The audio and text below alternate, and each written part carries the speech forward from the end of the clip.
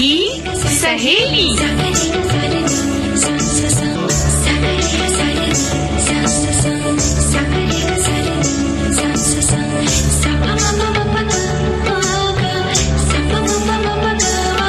सखी सहेली।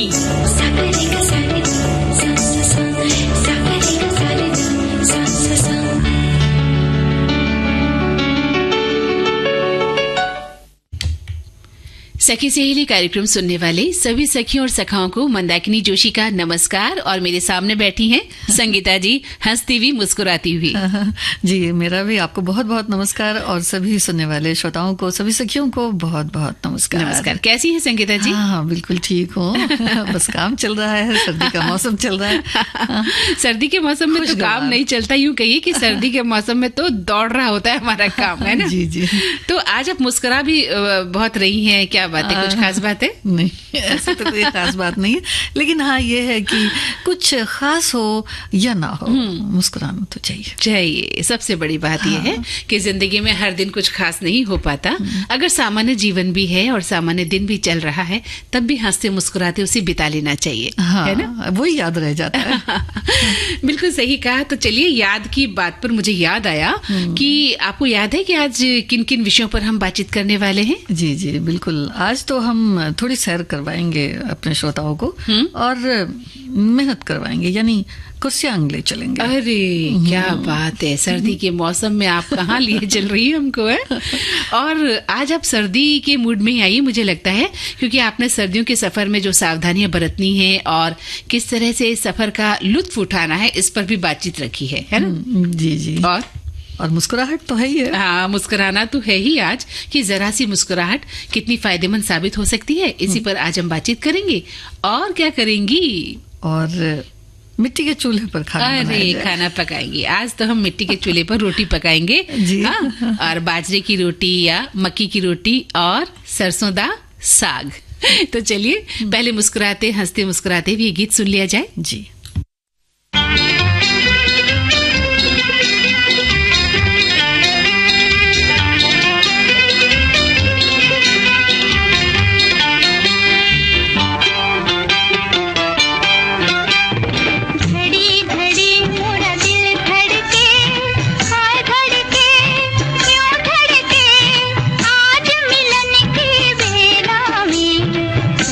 चुनरिया क्यों सर के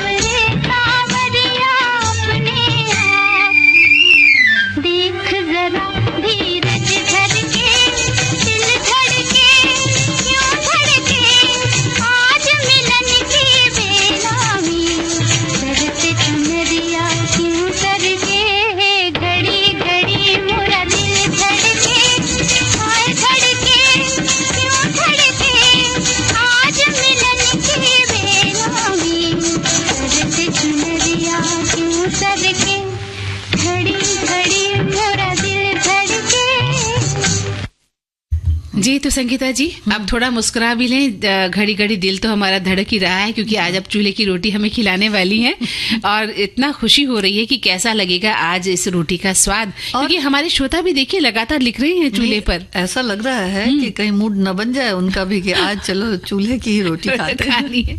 और बिल्कुल ये मूड बनना भी चाहिए। और सर्दी के इस खास मौसम में तो अगर हमारा ऐसा मूड है कि हम चूल्हे की रोटी खाना चाहें तो बहुत ही अच्छी बात है ना। तो हंसते मुस्कुराते हुए बात को आगे बढ़ाया जाए। जी जी बिल्कुल। हाँ, बिल्कुल। तो आप कह रही थी कि आज जरा सा हम मुस्कुरा लेंगे। हाँ। तो बताइए कि जरा सा मुस्कुराना क्यों जरूरी है हमारे लिए? भाई जरा सा मुस्कुराना, देखिए बहुत सारी चीजें हैं। एक मुस्कुराहट है, हालांकि बड़ी मुश्किल से चेहरे पर आती है, है ना, क्योंकि व्यस्तता भी बहुत ज्यादा सबकी रहती है। तो कई बार तो हम ऐसा भी कह सकते हैं कि मुस्कुराना ही भूल जाते हैं। बिल्कुल। लेकिन मुस्कुराना बहुत जरूरी है क्योंकि इससे अपनी सेहत भी प्रभावित होती है। और सबसे बड़ी बात ये है मंदाकिनी जी कि एक मुस्कुराहट अगर खिल जाए तो वो कई मुस्कुराहट को खिला सकती है। बिल्कुल बिल्कुल, आपने सही कहा कि अगर किसी को देखकर हम मुस्कुरा लेते हैं तो इससे बड़ी सफलता, या हमें देखकर कोई मुस्कुरा लेता है तो इससे बड़ी सफलता हो नहीं सकती। हम किसी के चेहरे पर, किसी के लबों पर अगर मुस्कान लाने का काम कर सकते हो तो एक बहुत बड़ा काम हम कर सकते हैं। क्योंकि दिन भर में हम बहुत सारे लोगों से मिलते हैं, बहुत से लोग परेशान मिलते हैं, उदास मिलते हैं, चिड़चिड़े मिलते हैं, बीमार मिलते हैं, है ना, व्यस्त मिलते हैं। लेकिन कभी ना कभी, कहीं ना कहीं हर एक को जरूरत होती है एक हंसी की, एक खुशी की, हंसने मुस्कुराने की। कोई हमसे हंसे, कोई हमारे साथ बोले, बतियाए, खिलखिलाए। तो ये जो खिलखिलाहट है ये हमारे जीवन को बहुत जिंदा दिल बनाए रखती है। जी जी जी जी। तो ऐसे में एक मुस्कुराहट, स्वास्थ्य भी अच्छा रहता है। स्वास्थ्य भी अच्छा रखती है। और अगर वैसे देखा जाए तो कहते हैं कि जो एंडोफिन और डोपामाइन और सेरोटोनिन जैसे रसायन हैं वो भी बनते हैं अगर हम थोड़ा सा मुस्कुरा लेते हैं।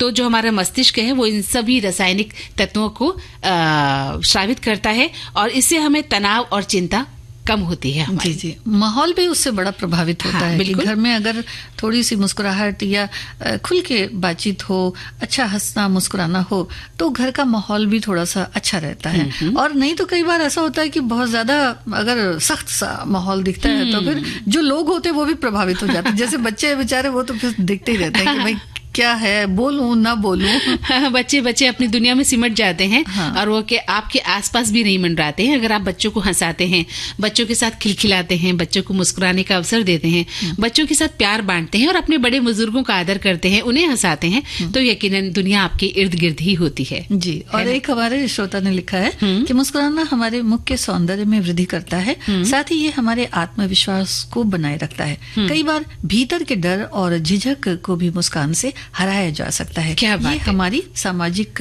मूल्य यानी सोशल वर्थ को बढ़ाता है। बहुत सुंदर, बहुत सुंदर। और इन्होंने बिल्कुल सही लिखा है कि अगर आपकी मुस्कान सच्ची है तो वो आपकी आंखों में झलक जाती है ना संगीता जी?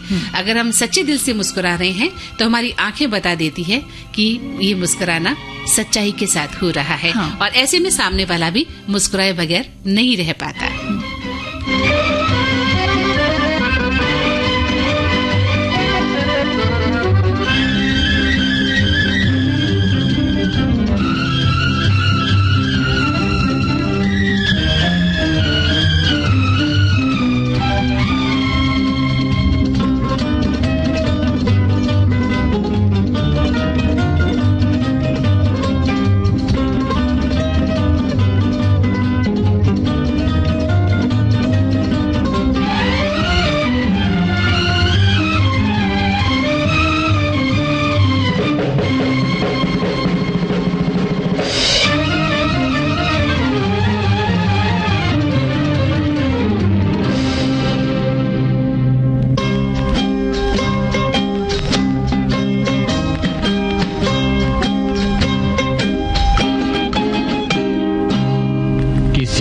मुस्कुराहटों पे हो निसार, किसी का दर्द मिल सके तो ले उधार, किसी के वास्ते हो तेरे दिल में प्यार, जीना इसी का नाम है।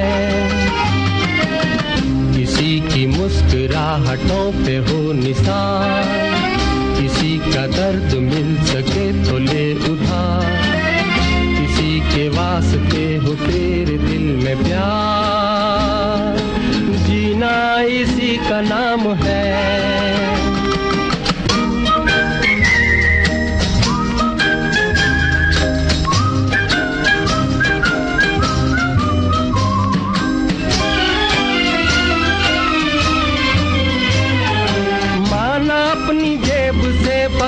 फकीर हैं, फिर भी यारो दिल के हम अमीर हैं। माना अपनी जेब से फकीर हैं, फिर भी यारो दिल के हम अमीर हैं। मिटे जो प्यार के लिए वो जिंदगी, जले बाहर के लिए वो जिंदगी। किसी को हो ना हो हमें तो एतबार, जीना इसी का नाम है।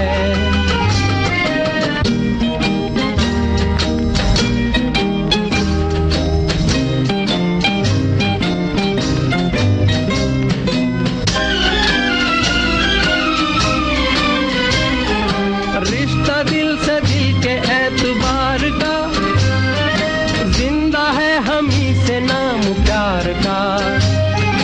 रिश्ता दिल से दिल के एतबार का, जिंदा है हम ही से नाम प्यार का। के मर के भी किसी को याद आएंगे, किसी के आंसुओं में मुस्कुराएंगे। कहेगा फूल हर कली से बार बार, जीना इसी का नाम है। किसी की मुस्कुराहटों पे हो निसार, किसी का दर्द मिल सके तो ले उठा। किसी के वास्ते हो तेरे दिल में प्यार, जीना इसी का नाम है।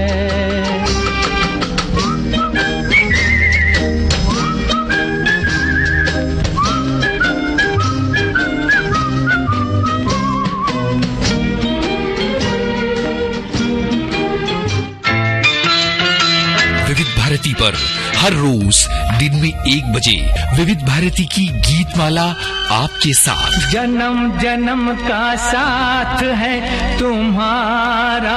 इस कार्यक्रम में हर पायदान पर होगी आपकी भागीदारी। हम और तुम, तो हम और आप पिरोएंगे गीतों की इस माला के मोती साथ साथ। हम साथ साथ हैं। जुड़े रहिए हमारे साथ विविध भारती के फेसबुक पेज पर।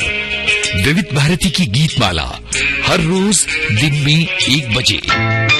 विविध भारती, आपका जीवन संगीत। तो संगीता जी, हमारे श्रोता भी लगते हैं कि मुस्कुराना बहुत पसंद करते हैं और इसीलिए देखिए अपने विचार लिख रहे हैं। एक सखी लिख रही है कि मुस्कुराहट तो वो कुंजी है जो हर तरह से हृदय के ताले में फिट बैठती है। ये कठोर से कठोर हृदय वाले व्यक्ति के मन में मैत्री और सद्भाव पैदा कर देती है। वैज्ञानिक शोध कहते हैं कि जानबूझकर नकली मुस्कुराहट के भी अपने स्वास्थ्यकारी लाभ होते हैं। लेकिन मुस्कुराहट के सिर्फ यही फायदे नहीं है। मुस्कान के बारे में एक महिला मनोविश्लेषक कहती हैं कि अगर आप किसी से पहली बार मिल रहे हैं तो मुस्कुराहट के साथ की गई बातचीत की शुरुआत माहौल को हल्का बनाती है और आपस में खुलकर बातचीत करने का मौका भी देती है। और हमारे एक और श्रोता लिखते हैं कि जरा सी मुस्कुराहट तो हम सबके लिए जरूरी है। कभी कभी हमारे एक मुस्कुराने और एक सॉरी बोलने से हमारा रिश्ता भी ठीक हो जाता है और साथ ही साथ मुस्कुराहट हमें एक आत्म संतुष्टि भी देती है। मुस्कान हमारी सेहत के लिए भी बहुत अच्छी होती है। अगर हम किसी को देखकर मुस्कुरा दें तो सामने वाला भी हमसे खुश और प्रसन्न हो ही जाता है। चाहे वो कैसे भी मूड में हो, एक मुस्कुराहट आपको बहुत कुछ दे सकती है। बिल्कुल सही कहा, एक मुस्कुराहट हमें बहुत कुछ दे सकती है। और एक श्रोता लिख रहे हैं कि अजी जरा सा मुस्कुराने में क्या जाता है, कोई पैसा थोड़ा ही खर्च हो जाता है, लेकिन फिर भी तमाम ऐसे लोग हैं जिन्हें हंसाने की जुगत करनी पड़ती है। अब आपको क्या बताएं कि बीवी की मुस्कुराहट के लिए शौहर को कितने पापड़ बेलने पड़ते हैं, ये तो वही बता सकता है जो बातचीत है जुगाड़ से मना ले जाता है। अब उसके दिल से पूछिए जो एक मुस्कुराहट के लिए तरस गए। सारा दिन निकल गया, मैडम नहीं मानी और नहीं मानी। सारा किस्सा मायके तक मोबाइल से बताकर ऐसा रायता फैलाया कि शाम का खाना नहीं बना। गनीमत है कि अभी बच्चे नहीं है, नहीं तो पता नहीं क्या होता, भूखे रहना हमें पड़ जाता। बात चली थी मुस्कुराने पर, हम विषय से आगे बढ़ गए हैं। उसका कारण हमारे पड़ोसी हैं जिनकी हालत देखी और लिख दिया। लेकिन मुस्कुराना हमारे सबके लिए बहुत जरूरी है। ये सेहत के लिए बहुत ही फायदेमंद है। हम किसी से मुस्कुराकर मिलते हैं तो सामने वाला व्यक्ति भी मुस्कुरा देता है, भले ही वो किसी चिंता में डूबा हो, एक पल के लिए वो भी खुश हो जाता है। किसी बीमारी की हालत में आप डॉक्टर के पास जाएं, डॉक्टर हमेशा 95% आपसे विनोदी भाषा में बात करेंगे। उनके हास्य विनोद में आप अपना दर्द कम महसूस करते हैं। और एक मनोवैज्ञानिक ये प्रभाव आप पर पड़ता ही है कि हंसते रहने से हमारे मित्र संबंधी हमारे इस स्वभाव के कायल रहते हैं कि अमुक व्यक्ति कितनी भी परेशानी दुख हो फिर भी हमेशा मुस्कुराते हुए ही मिलता है। तो हमें भी ऐसी ही कोशिश करनी चाहिए जी। और एक और हमारी श्रोता ने लिखा है कि मुस्कुराहट वो कुंजी है जो हर तरह के हृदय के ताले में फिट बैठती है। ये कठोर से कठोर हृदय वाले व्यक्ति की बात करती हैं कि उनके मन में मैत्री और सद्भाव पैदा कर देता है। वैज्ञानिक शोध कहते हैं कि जानबूझकर नकली मुस्कुराहट के भी अपने स्वास्थ्यकारी जो है लाभ होते हैं। तो फायदा हो या ना हो, अगर ऐसी बात है तो फिर मुस्कुराना तो चाहिए ही चाहिए। बिल्कुल तो चाहिए। मुस्कुराहट जो है वो बातचीत का एक रास्ता भी खोलती है। जी बिल्कुल सही कहा। और आइए अब सुनते हैं एक गीत। दिल के तारों की दुनिया जो तुम मुस्कुरा दो, जो तुम मुस्कुरा दो, संवर जाए हम बेकरारों की दुनिया, संवर जाए हम बेकरारों की दुनिया, जो तुम मुस्कुरा दो। जो तुम मुस्कुरा दो। आहा, ला ला ला ला ला, आहा, ला ला ला ला ला।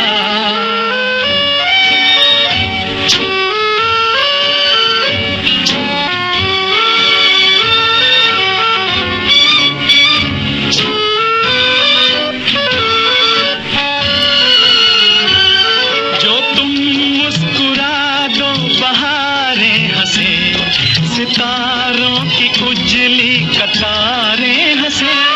जो तुम मुस्कुरा दो नजारे हंसी, जवां धड़कनों के इशारे हंसी, जवां धड़कनों के इशारे हंसी, धड़कने लगी दिल के तारों की दुनिया, संवर जाए हम बेकरारों की दुनिया, जो तुम मुस्कुरा दो।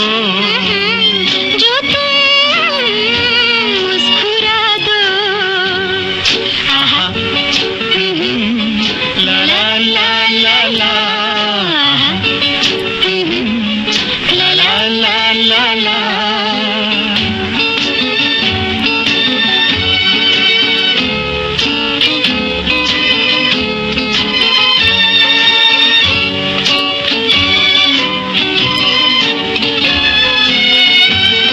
हवा में ये खुशबू की अंगड़ाइयाँ, ये आँखों पे जुल्फों की परछाइयाँ, ये मस्ती की धारे उबलते हुए, ये सीनों में तूफान मचलते हुए, ये सीनों में तूफान मचलते हुए, धड़कने लगी दिल के तारों की दुनिया, संवर जाए हम बेकरारों की दुनिया, जो तुम मुस्कुरा दो।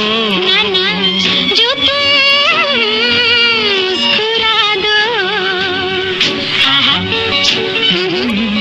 ला ला ला ला ला, आहा, ला ला ला ला ला।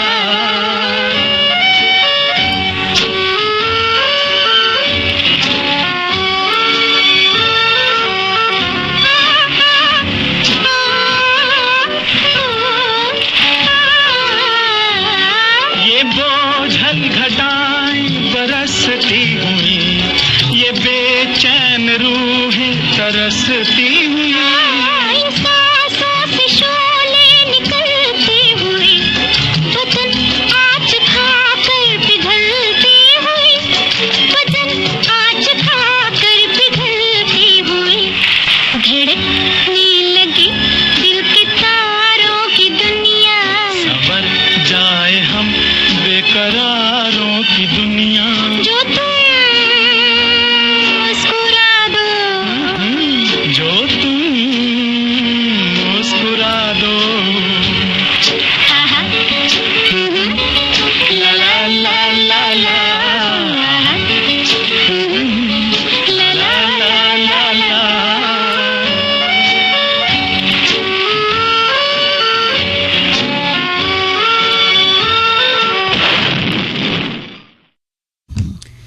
अकड़ की।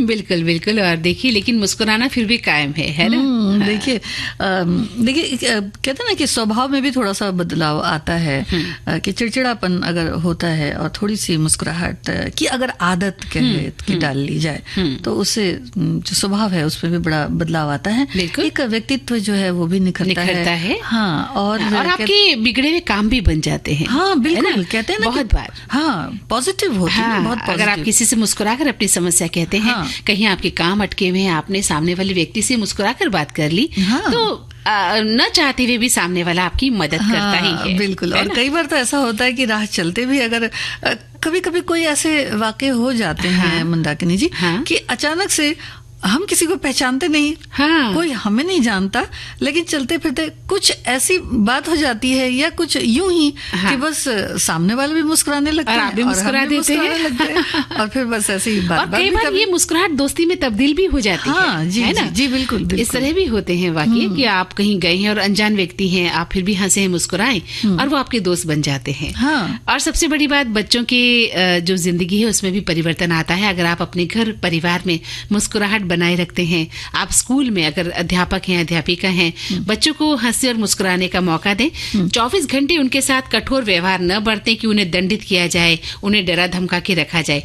आपकी एक मुस्कुराहट, अगर आप शिक्षक भी हैं, आपकी एक प्यारी सी मुस्कुराहट किसी भी बच्चे को कहते हैं ना, आप उसके खास बन सकते हैं, है ना, ड्रीम बन सकते हैं। बिल्कुल बन सकते हैं। और चेहरा भी याद रहता है, मुस्कुराता हुआ चेहरा जो है वो एक नूर वाला, उसमें नूर आ जाता है, नूर आ जाता है, सबसे बड़ी बात। और अगर हम बच्चों से कई बार पूछते भी है ना कि आपका फेवरेट टीचर कौन है, तो बताते भी हैं। उन्हें हंसते मुस्कुराती जो मिस होती हैं वो बहुत अच्छी लगती हैं, कि वो मिस बहुत अच्छी हैं, हमसे बहुत अच्छे से बात करती हैं, हमें प्यार करती हैं। तो ये सभी बातें उसी मुस्कुराहट की वजह से पैदा होती हैं। जी, और मुस्कुराहट तो तब भी होती है जब हम सफर की तैयारी करते हैं कि भाई चलो जल्दी जल्दी से चलना है, सामान बांधना है और बस निकल जाना है। और अगर सर्दी का मौसम हो तो ये मुस्कुराहट दोगुनी हो जाती है, क्योंकि आपको पता होता है कि इस सफर में मजे भी आएंगे, खाने पीने के, घूमने के, लेकिन साथ ही स्वास्थ्य संबंधी तकलीफें भी आ सकती हैं। इसलिए जब भी आप सर्दियों में सफर के दौरान कहीं निकलते हैं तो सावधानी बरतें, लेकिन हाँ, सफर का लुत्फ जरूर लें। जी, मौसम से जो संबंधित जानकारियां रहती हैं वो मोबाइल है, सब है, तो उससे पहले ही देख लें। और टेम्परेचर की भी आजकल जहां तक बात है कि तापमान कहाँ का कितना है, तो उससे भी अपडेटेड रहें। और किन चीजों की जरूरत आपको पड़ सकती है ये डिपेंड करता है ये कि हम जाते कहाँ हैं और वहां से कोई चीज जो हमें चाहिए होती वो कितनी दूर है। तो ये आजकल देखिए मोबाइल में पता चल जाता है, तो इससे भी थोड़ा सा अपडेट रहें। और कुछ एक जो सामान है जो बहुत ही जरूरी है, कई बार ऐसा होता है कि हम लोग जरूरी सामान का बैग रह जाता है और बाकी चले जाते हैं। तो जो ठंडी के लिए जो आपका जो आपके जो कपड़े वगैरह हैं तो उन्हें तो साथ रखना बहुत जरूरी है। और साथ ही साथ कुछ एक पेटेंट दवाएं भी साथ रखें तो बहुत अच्छा है। मसलन आपको सर्दी हो सकती है, जुकाम है, खांसी है, बुखार है, पेट दर्द भी हो सकता है, दस्त भी लग सकती है। तो ये छोटी छोटी दवाएं हैं वो अपने साथ लेकर जाएं डॉक्टर के सलाह से। बिल्कुल, आप किसी फिजिशियन के पास जाकर अपनी बात बता सकती हैं और दवाइयों का एक किट तैयार करें जिसमें बच्चों की दवाइयां हों, बुजुर्गों की दवाइयां हों, आपकी अपनी दवाइयां हों। और हाँ, अगर आप गृहिणी हैं तो अपना ध्यान रखना मत भूलिएगा, कहीं पता चले कि आप सिर्फ परिवार के चक्कर में खुद को भूल गई हैं। करके जिसका इंतजार मेरा दिल गया,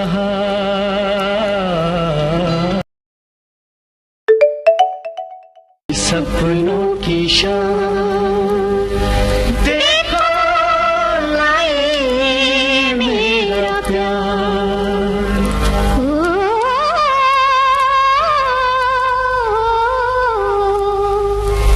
करके जिसका इंतजार मेरा दिल गया, करके जिसका इंतजार मेरा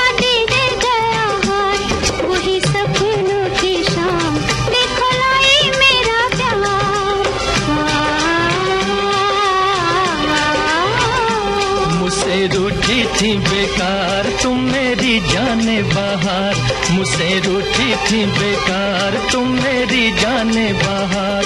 पूछो अपने ही दिल से क्या झूठा था मेरा प्यार।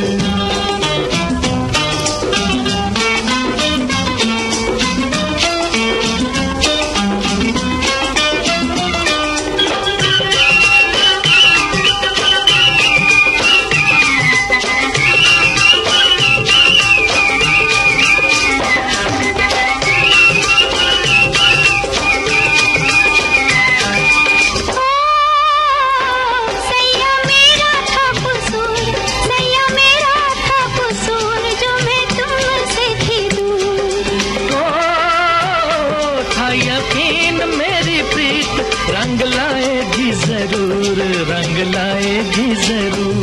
दोनों भैया पसार थके जिसको पुकार, वही सपनों की शाम देखो लाई मेरा प्यार। करके जिसका इंतजार मेरा दिल गया हार, वही सपनों की शाम देखो लाई मेरा प्यार।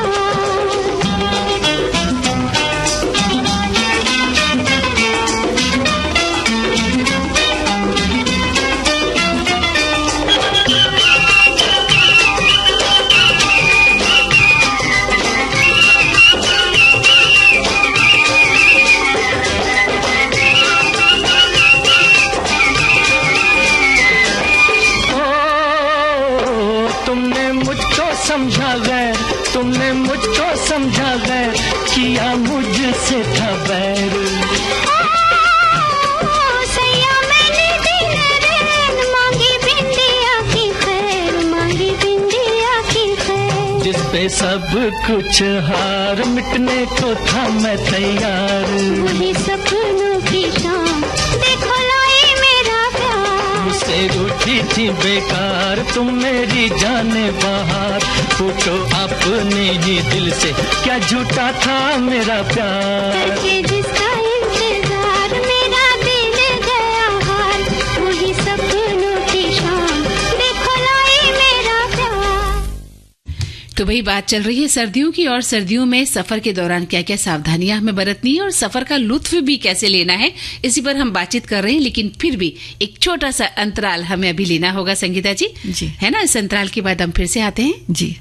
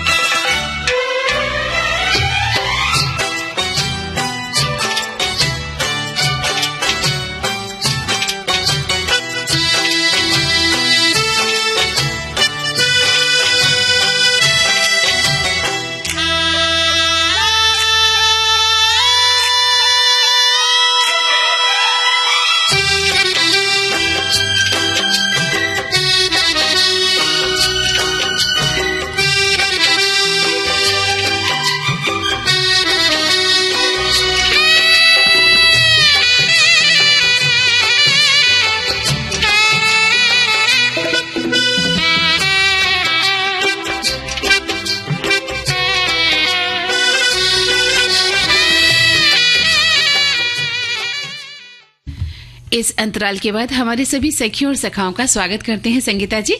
और देखिए हमारे श्रोताओं ने अपने विचार लिखने शुरू कर दिए हैं। एक सखा लिख रहे हैं कि विंटर में घूमने के लिए किसी भी सामान को पैक करने की सबसे पहले जरूरत है तो वो है सर्दियों के कपड़े। हाँ। अगर आप सर्दियों में बर्फबारी का मजा उठाने के लिए पहाड़ों में घूमने निकल रहे हैं तो फिर आपको 1-2 ऊनी कपड़े, दस्ताने, बूट, कंबल, स्वेटर, शॉल जैसी जरूरी चीजों को जरूर पैक कर लेना चाहिए और इसके अलावा एक कंबल को भी साथ में रख लें। और हमारे एक और श्रोता ने लिखा है कि मैं भी ठंडी जगह की यात्रा पर हूँ, इतनी ठंडी है कि कुल्फी जम रही है। अरे बताइए।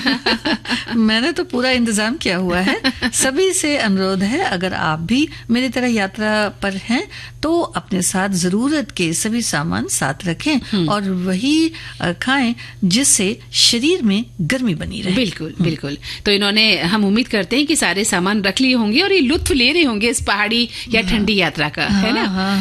एक श्रोता लिख रहे हैं कि सर्दी के मौसम में जी, यात्रा करते समय हमेशा सावधानी बरतनी चाहिए। हाँ। साथ ही आप कहाँ जा रहे हैं, इस जगह का टेम्परेचर, मौसम संबंधी जानकारी ये जान लें। इसके अलावा आप जिस जगह पर जा रहे हैं उस जगह के बारे में किसी भी माध्यम से जानकारी प्राप्त कर लें और आपको पता लग जाए कि सफर के दौरान और जिस स्थान पर आप जा रहे हैं वहाँ किन किन चीजों की जरूरत पड़ने वाली है या कौन कौन सी चीजें नहीं मिलेगी। इन सब का इंतजाम आपको साथ में लेकर चलना चाहिए।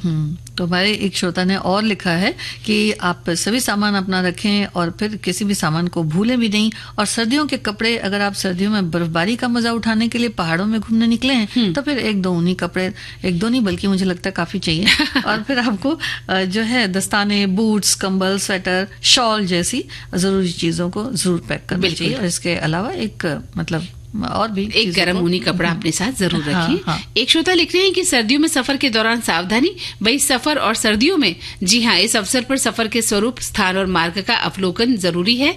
अभी जनवरी में चेन्नई की यात्रा पूरी जाड़े की सावधानी के साथ की गई, मतलब करेंगे।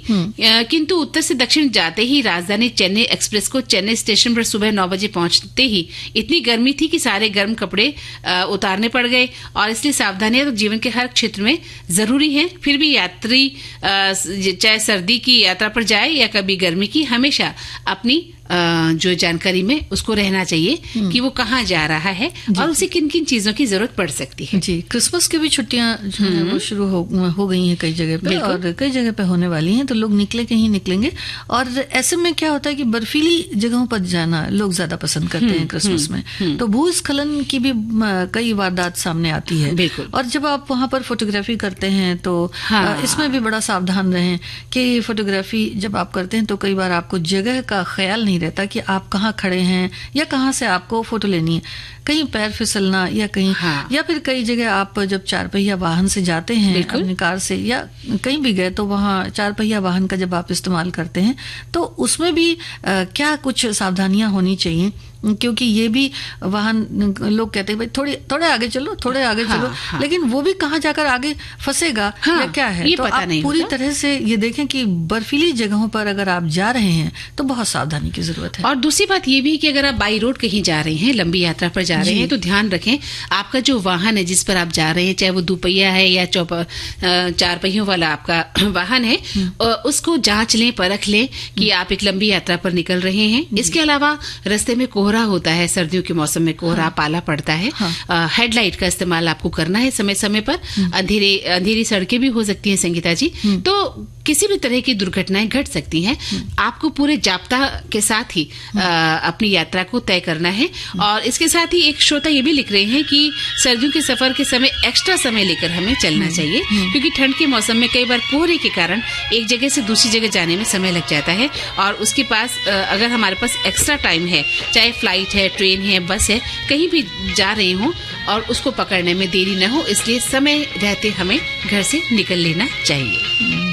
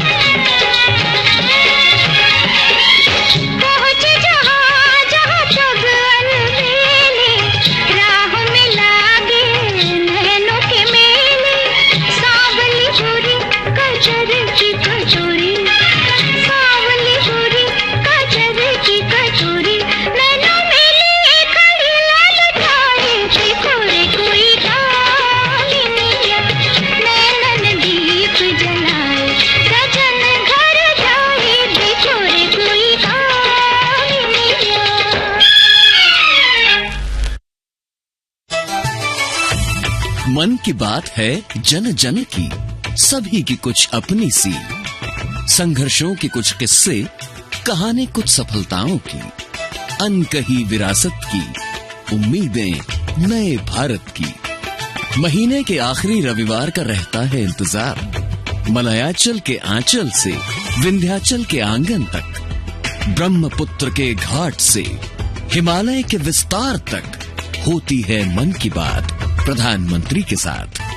तो सुनिए इस महीने 29 दिसंबर सुबह 11 बजे मन की बात आकाशवाणी और दूरदर्शन के सभी चैनलों पर।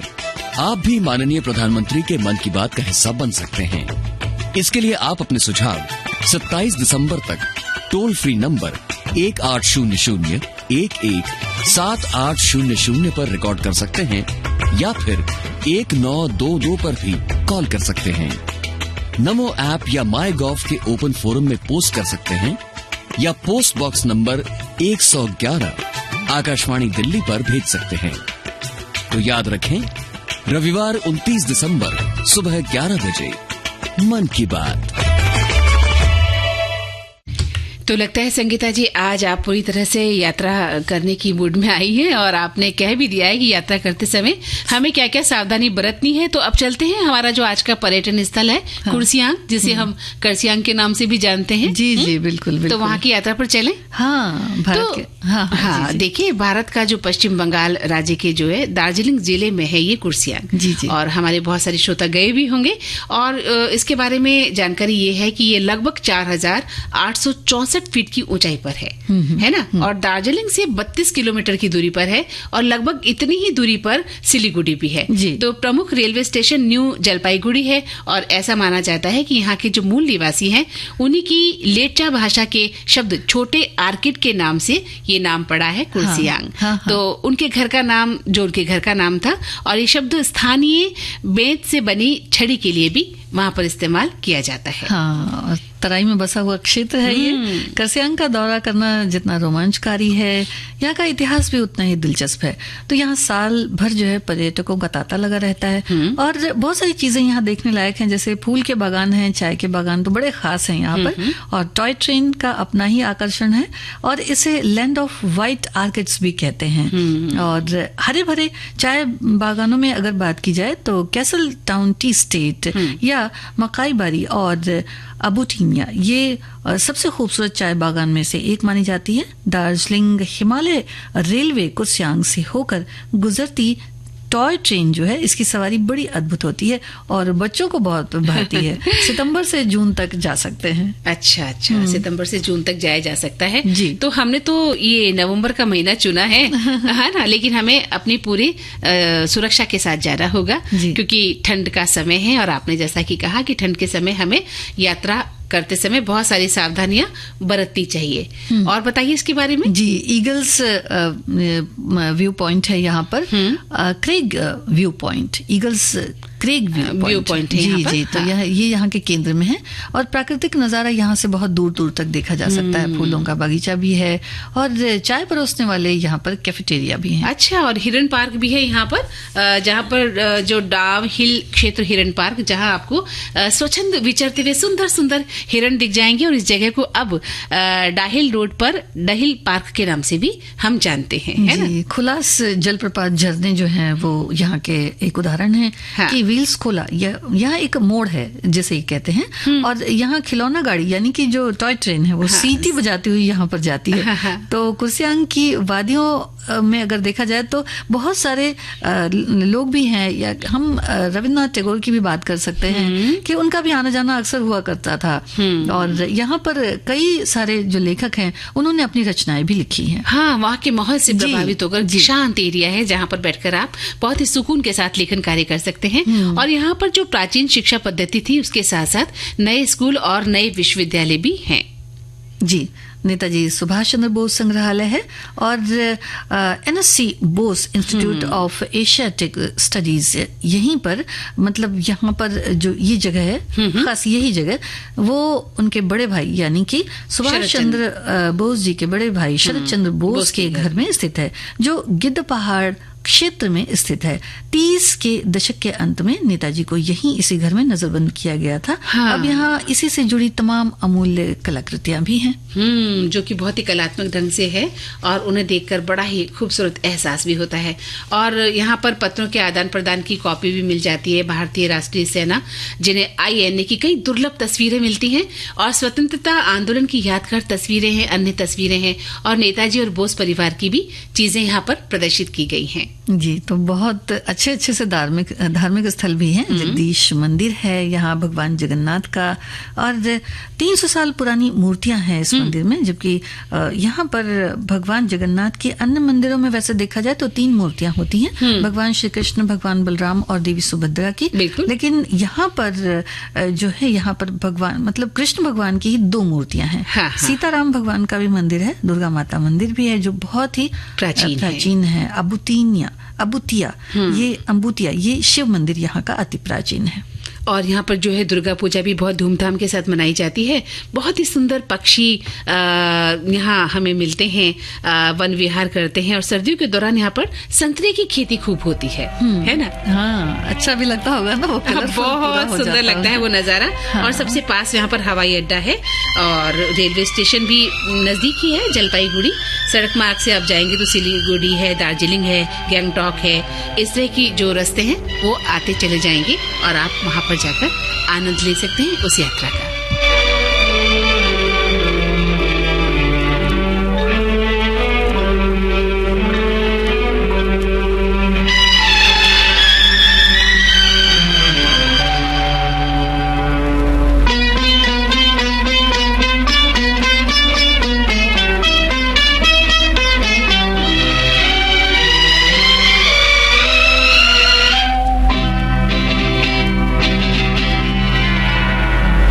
कोई नहीं तेरा मेरे सिवा, कहती है झूमती गाती हवा, तुम सबको छोड़ कर आ जाओ, आ जाओ, आ जाओ, तुम सबको छोड़ कर आ जाओ, आ जाओ, आ जाओ।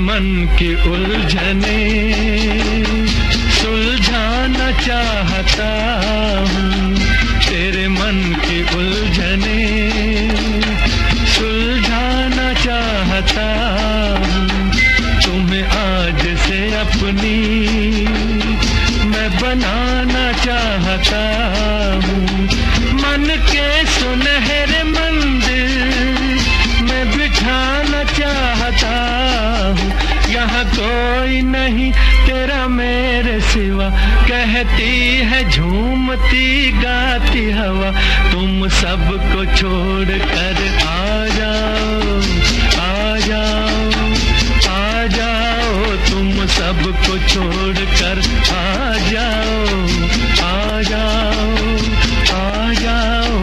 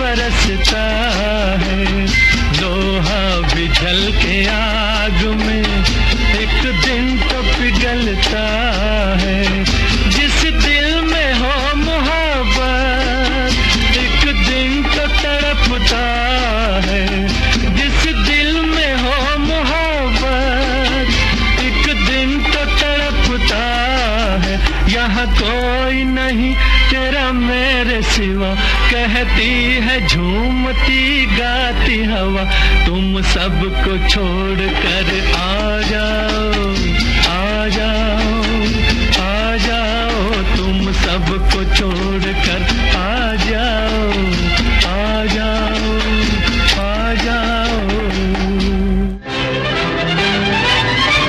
विविध भारती के पास है बेमिसाल हस्तियों का अनमोल खजाना। कहानी के किसी सीन की रिहर्सल चल रही थी, मैं भी टाइम पास करने के इरादे से खड़ा हो गया। जाने माने चरित्र अभिनेता जीवन, कैसे हुई थी अभिनय यात्रा की शुरुआत?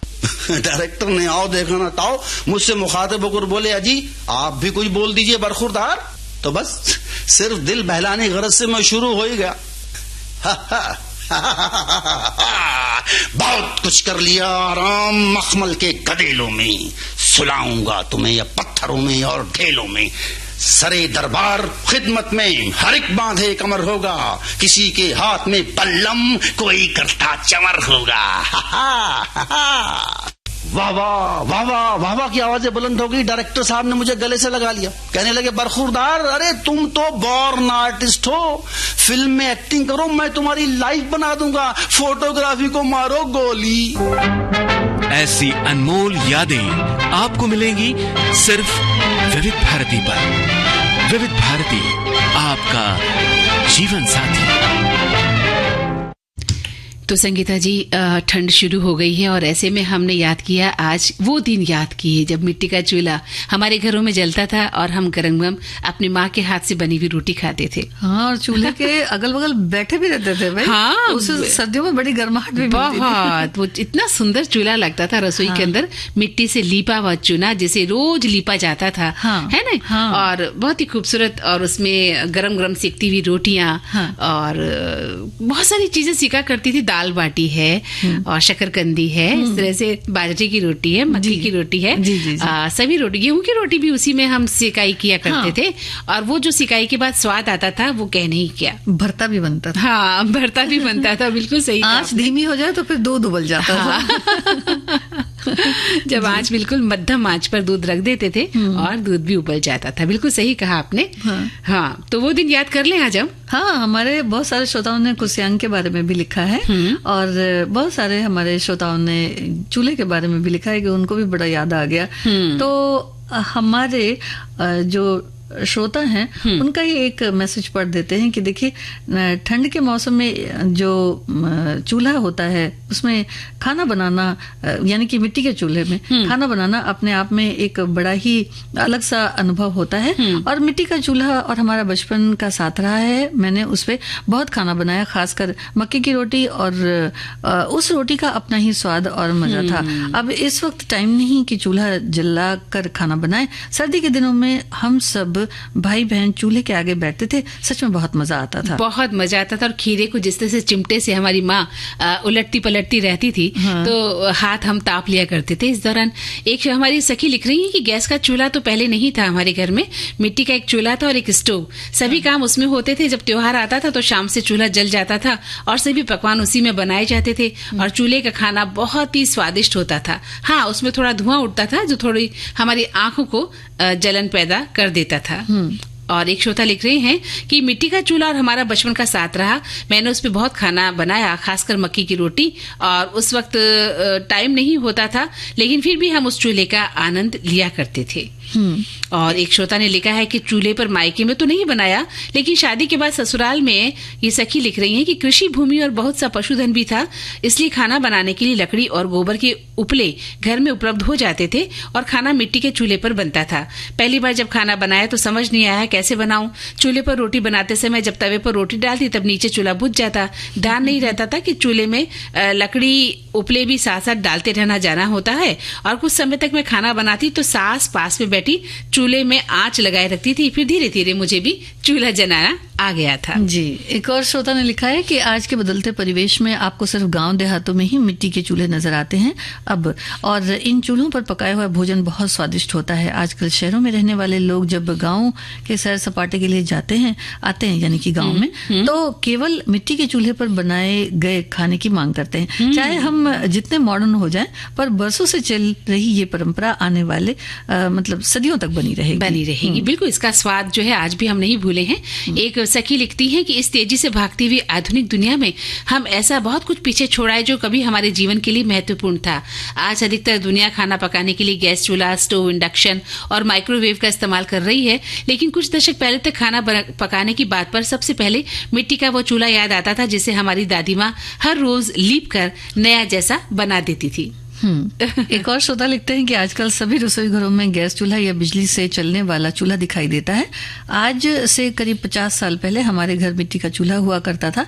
चूल्हा जो मिट्टी का था उसे जलाने में लकड़ियां और गाय भैंस के गोबर से बने केक जो होते हैं, उपले जो होते हैं, और जिसे गुजराती में छाना कहते हैं, उसका इस्तेमाल हुआ करता था। जलाते वक्त निकलते धुएं एक आग सी महक का एहसास होता था। हालांकि हमारी सुथारी काम का धंधा हुआ करता था इनका, यानी कि ये काम था उनका, तो उसके छोल का उपयोग हम चूल्हे जलाने में किया करते थे। सर्दी के दिनों में ठंड से बचने हम रसोई घर में चूल्हे के पास बैठ जाया करते थे। तो ये तो सभी बच्चे जो हैं या बड़े बच्चे सभी जो है बैठते ही हैं, बिल्कुल सही कहा। लेकिन इन्होंने जो एक बात कही है कि इससे जलते समय एक धुआं निकलता है। जी हाँ, और इस बात पर भी बड़ा गौर करना चाहिए कि जब चूल्हा बुझने वाला हो या कुछ चूल्हे में आपने पकाया तो उसको बिल्कुल बंद कमरे में ना छोड़ दें, क्योंकि उसमें जब वो बुझता है उस वक्त भी कार्बन मोनोक्साइड गैस, बिल्कुल जहरीली गैस निकलती है जो हमारे स्वास्थ्य के लिए दमघोटू हो सकती है, है ना। दमघोटू वातावरण बन जाता है। और कई बार हम सर्दियों में ईंधन एक डेगची में कोयला जलाकर भी कमरे में रखते हैं संगीता जी, और कमरे के किवाड़ बंद कर लेते हैं, जो कि बहुत खतरनाक हो सकता है। और कई बार ऐसी बातों से जान भी चली गई है। तो इन सभी बातों का ध्यान रखें, चूल्हे की रोटी खाएं और मस्त होके खाएं, जैसे कि अभी मैं और संगीता जी खाने वाले हैं। लिट्टी चोखा भी बड़ा अच्छा बनता है, बहुत स्वादिष्ट बनता है लिट्टी चोखा। तो चलिए इसी बात पर एक स्वादिष्ट गीत सुनवा दिया जाए। आज की मुलाकात बस इतनी, कर लेना बातें कल चाहे जितनी। आज की मुलाकात बस इतनी, कर लेना बातें कल चाहे जितनी। अच्छी नहीं होती है जिद इतनी, देखो हमें तुमसे है प्रीत कितनी। आज की मुलाकात बस इतनी।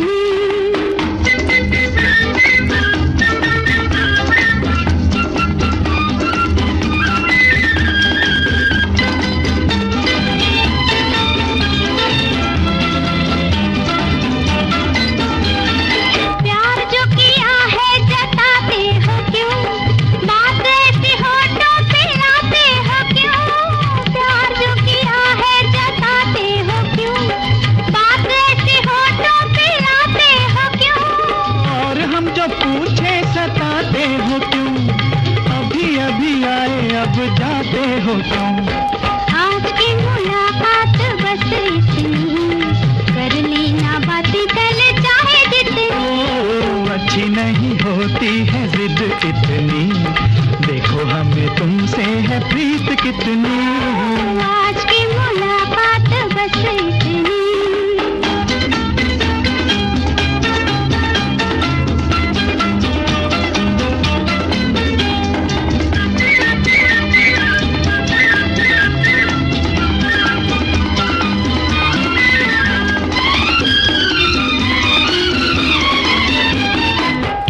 कभी ऐसे भी आया करो, चांद निकले तो घर जाया करो।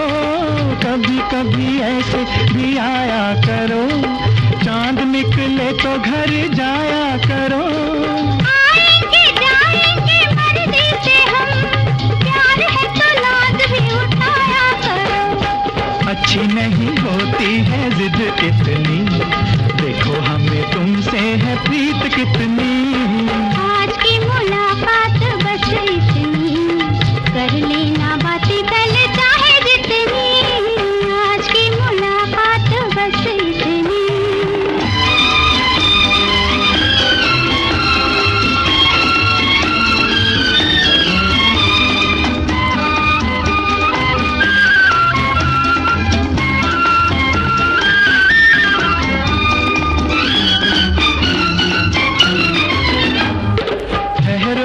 दिल को संभालूं जरा, पलकों में तुमको छुपा लूं जरा, ठहरो मैं दिल को संभालूं जरा, पलकों में तुमको छुपा लूं जरा।